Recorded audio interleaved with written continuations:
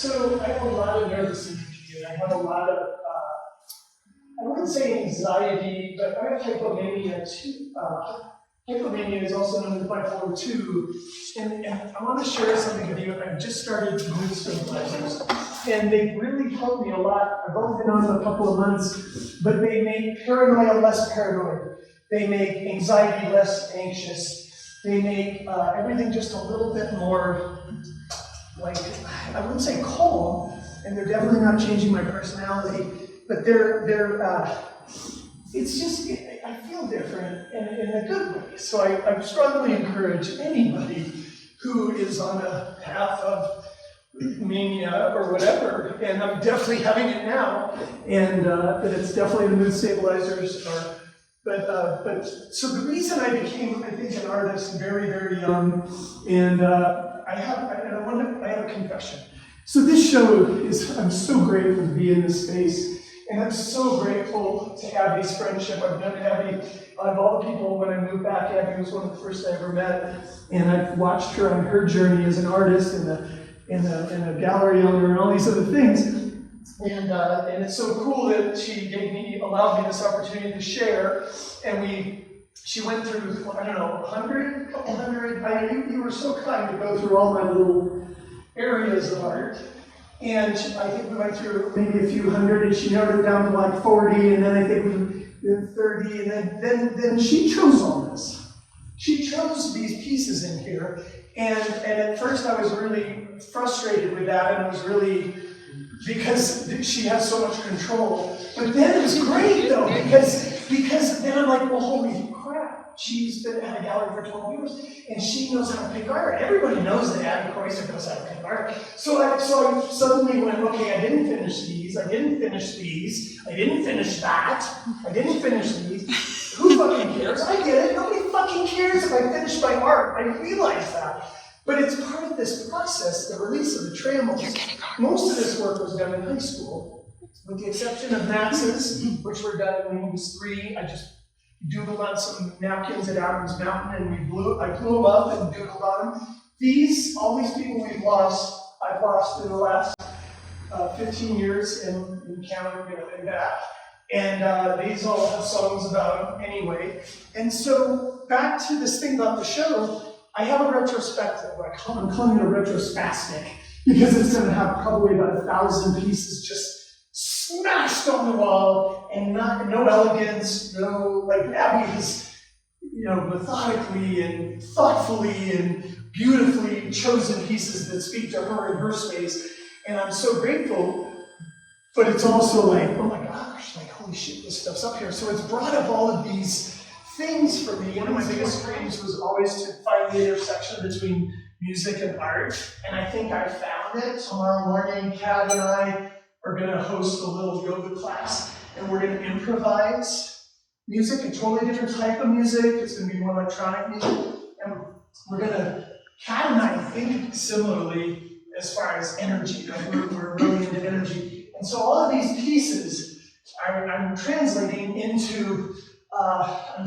them into chords, and we're trying to make a formula, Vince and I, in the Mind of Amelia, we're trying to find the relationship between rev and the chords and the structures, and I know a hell of a lot of people a lot smarter than me have found really logical ways to bring art and music together, but I want to find my way with my colors and my notes and my chords, and I want to line up my music with this while I have this show up. And then in August of next year, when I do the retrospastic, we're gonna actually do music as art, and we're gonna have a couple of days, like a kind of a mini festival. Hopefully, if you're back here tonight, you forgive me. Anyway, so we're gonna go ahead and start because okay. Now here's the challenge. Here's the problem. Here's the challenge. This room is the most alive room I have ever heard in my life. And I have been to Carnegie Hall, I've been to the Lincoln Center, and I know that they've spent millions of dollars on acoustics. But I promise you, from my heart of hearts, and anybody who's a musician in this room, there's something going on in this room. And I know that there's tests and stuff, and I've been in this room probably 10, 15 hours by myself, and I've been in here singing, and I thought, what is the most terrifying thing that you can do, Don Goede? What is the most terrifying thing you can do? And that's sing without a microphone. And so that's what I'm going to do tonight, and sing. And I don't think Morning Star is going to work for that, because that song is about my grandmother, and that's probably the hardest, because she fucking saved me. I was kicked out of the house at 16, and she took me in, her and my grandfather, and got me through, I mean, Jesus, 16, 17, 18, right? Aren't those just the craziest, hardest that they can be, right? And so they got me through all of that, so I'm really nervous to play that song. I'm going to start with a song about my mom. I lost her, but it's been 15 years since I lost my mother. Troubled life, troubled soul, raging alcoholic, drug addict. She left me when I was 6, and then just popped in at various times, and I owe a huge amount of gratitude to my wife, who in the last few years of her life, she got to meet Max, our son.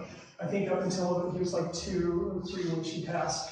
And I was her friend. We were friends. We were just good friends, right? And the reason I chose, these are all photographs. These are all photographs that I took and did. I love Photoshop, and I went into Photoshop and I put them together, and then I threw them onto the canvas in pencil, and then did this basic layer. This is the base layer, and then I'm still waiting for 2 more layers. And Abby has killed me for trying to work on these, but I actually have my pens here, and I was hoping, okay, so this is part of the piece. So this is part of what we're doing here. So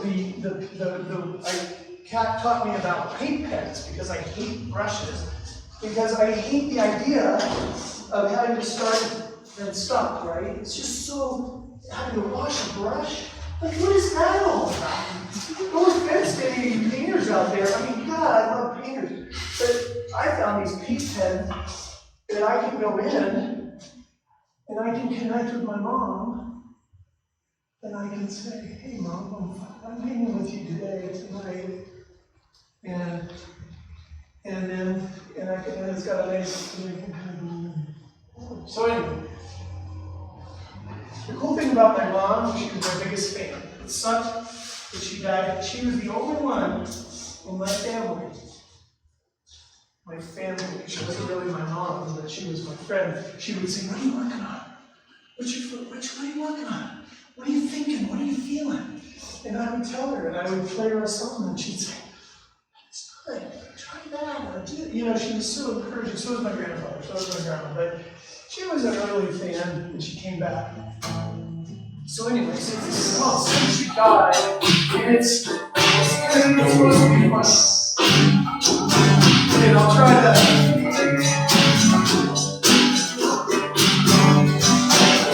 microphones really do make you feel safe.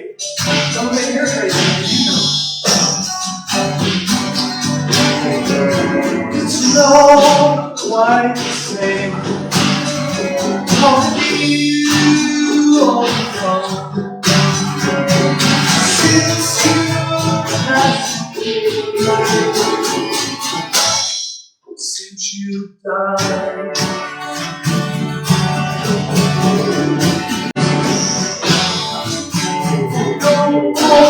Awkward silence.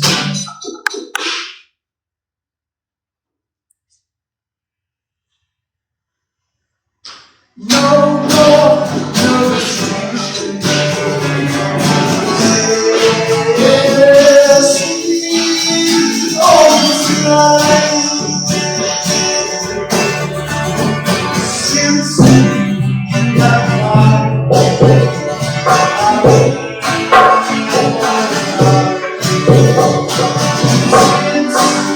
you have left all these people.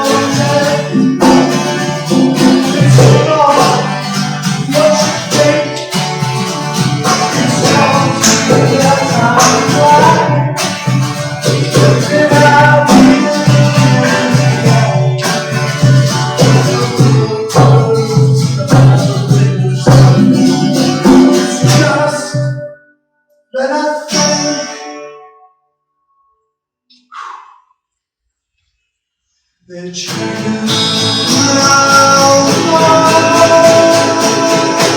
know you're inside of me. Yeah, baby. Yeah, baby.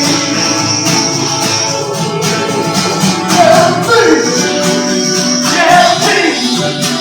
Yeah, baby.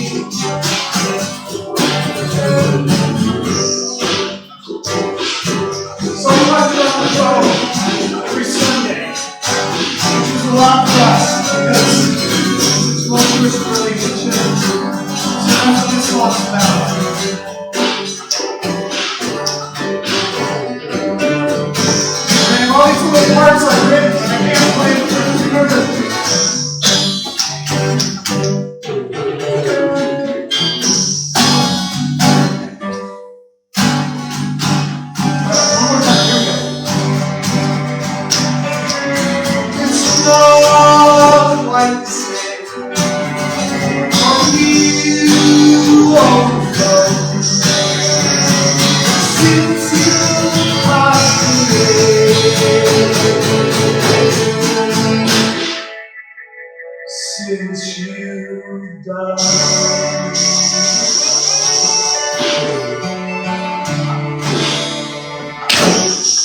All right.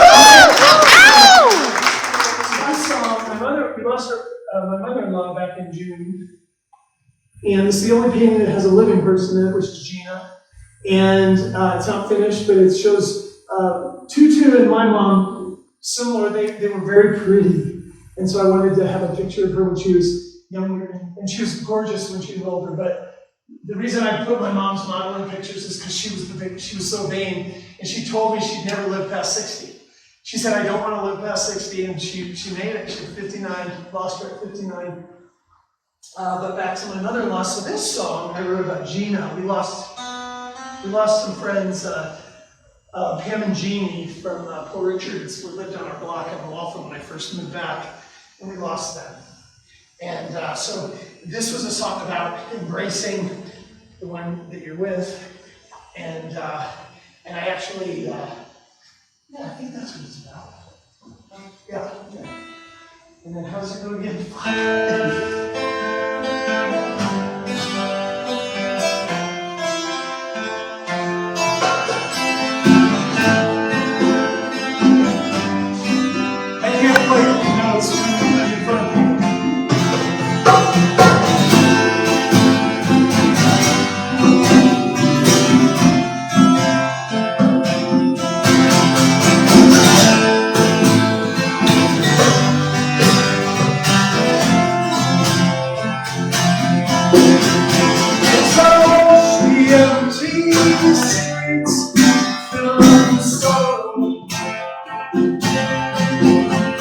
It's all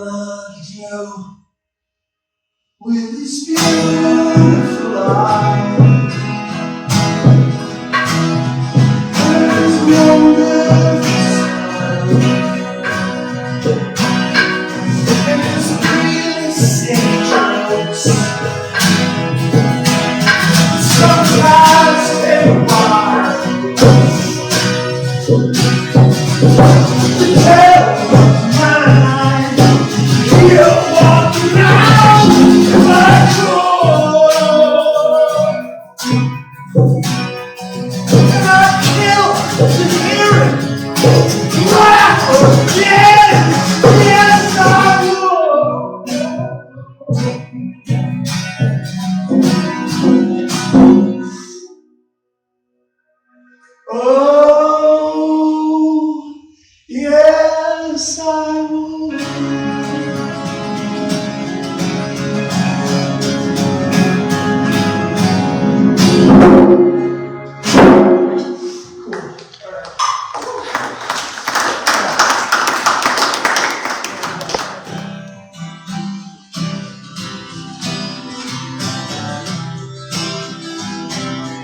I always fuck this one up.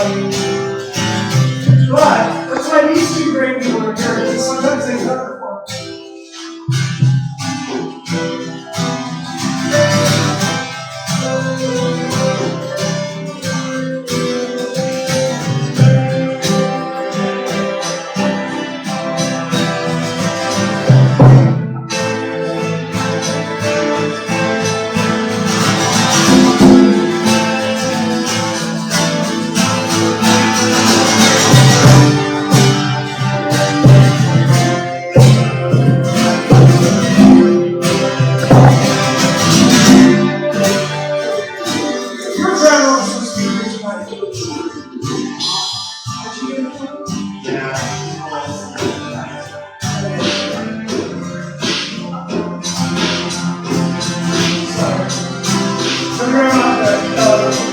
Was really cool. I bought a piece for her a long time ago.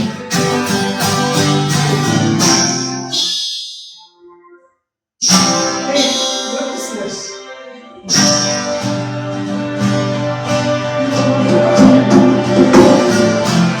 Sorry. Alright. Here we go. Alright. I'm trying to learn to sing this thing. I was raised by a morning star. I was raised by a morning star. I was raised by a holding hand. And she made a beating heart to go.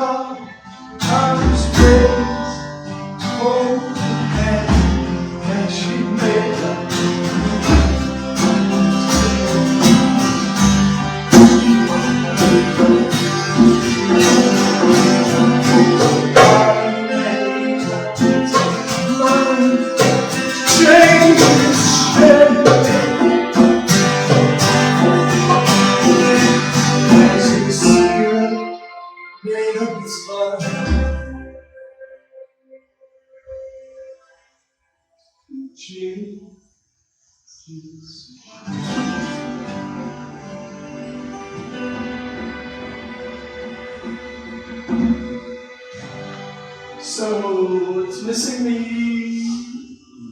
bridge, and I kind of fucked it up, but that's the gist of it, and that's called Morning Star, and that's about it.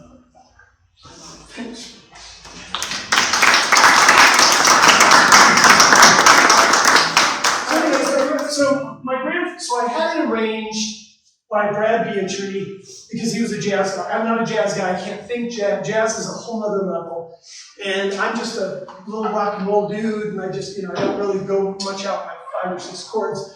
And so we arranged this, and my grandfather got to hear it, and he's a professional singer. And when I finished the sound installation here, you'll be able to hear it. I have to master it and make it so better to hear. But you'll be able to hear his version of No Words the way he wrote it. Well, I can't play jazz, so is that how we go? No words. So you're on the rehearsal, so that way I don't feel nervous about fucking it up. So I think it should go like.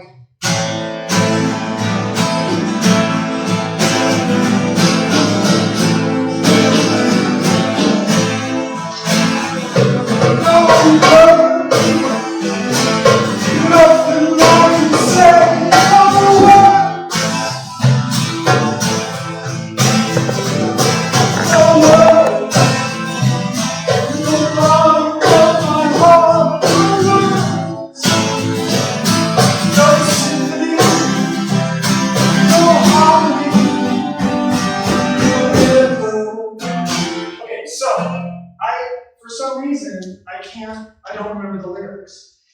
And they're the simplest lyrics in the whole wide world. And I've sung it a million times, but I can't remember the lyrics, right? And it's on the wall.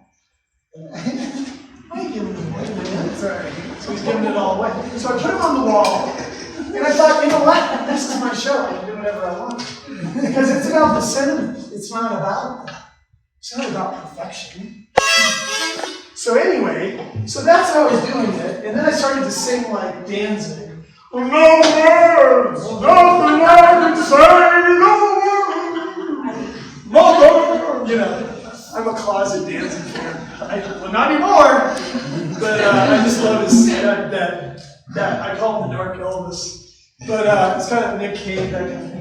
I've always wanted to be I've always wanted to sing like those guys, but whatever, I am who I am. So anyway, so I kind of changed it more into a blues. I went,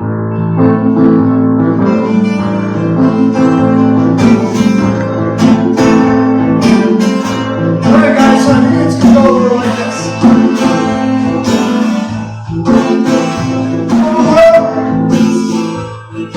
Nothing I can say, no one.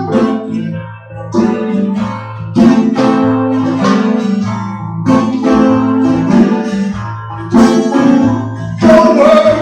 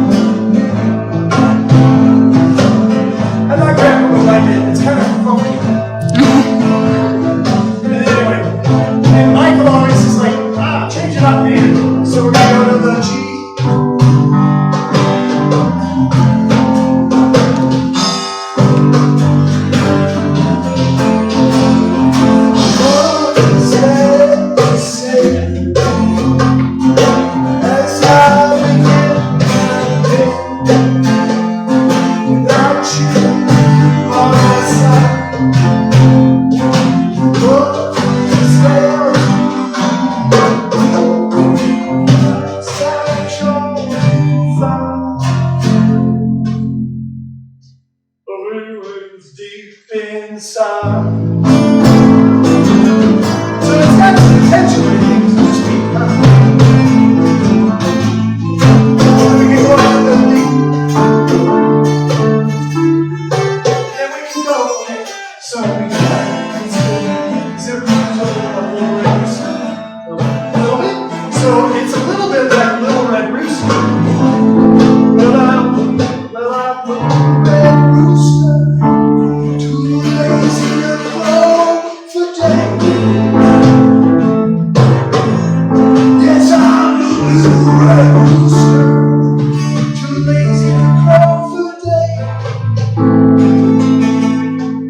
Watch out, strange cat people.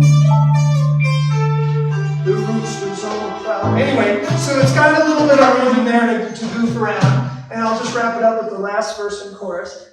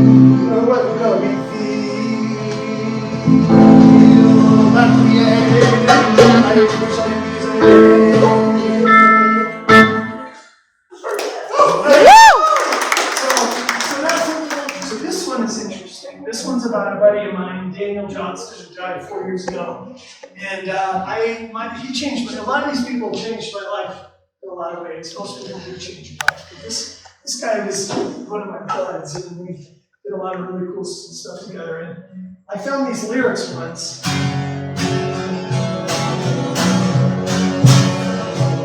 Called "Blue Skies Will Line from Now On," and I was just like, these are the greatest lyrics I've ever read in my entire life. And I said, you gotta play this song. He said, oh, I lost it. I forgot that song. I said, what do you mean? How did you forget that song? He goes, well, you need to write this song. And he gave me, he let me write it. And I've never admitted this before, but it was actually, the original song was about you. It was about when I first moved back to Colorado and I was hanging out in the basement a lot and you let me dig it up and work on it. And I'll find the original lyrics. But it originally started as a song about you, and then I converted it.